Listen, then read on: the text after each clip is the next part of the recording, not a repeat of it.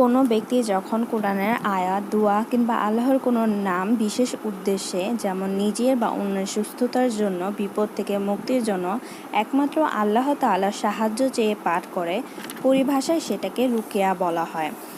রুকিয়া প্রধানত 3 প্রকার, 3 স্তরে ভাগ করা হয়: সর্বোত্তম, উত্তম ও বৈধ। আজকে আমরা কথা বলবো সর্বোত্তম এবং মাসনুন রুকিয়া সম্পর্কে। রাসূলুল্লাহ সাল্লাল্লাহু আলাইহি ওয়াসাল্লাম, জিবরাইল আলাইহি ওয়াসাল্লাম ও সাহাবায়ে কেরাম যেসব দোয়া ও আয়াত দ্বারা রুকিয়া করেছেন তা হলো সূরা ফাতিহা, সূরা ফালাক, সূরা নাস প্রভৃতি।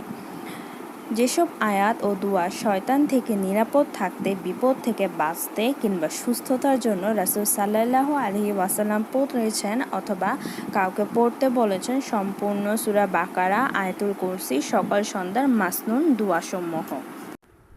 সিহর অর্থাৎ জাদু। যেসব আয়াতে জাদুর কথা উল্লেখ রয়েছে সেগুলো সবই সিহরের আয়াত।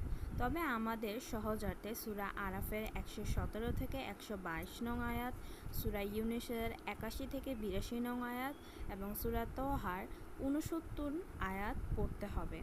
3 কুল সূরা ইখলাস, সূরা ফালাক, সূরা নাস। 4 কুল সূরা কাফিরুন এবং 3 কুল।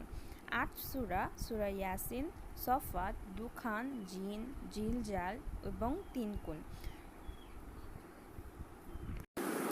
শারীরিক, মানসিক, অতিপ্রাকৃতিক এবং আত্মিক রোগের জন্য রুকিয়া করা হয়। চিকিৎসা বিজ্ঞানের আলোকে সেই রোগের সকল চিকিৎসা থাকুক কিংবা না থাকুক, সর্বাবস্থায় যে কোনো রোগীর জন্য রুকিয়া করা যায়।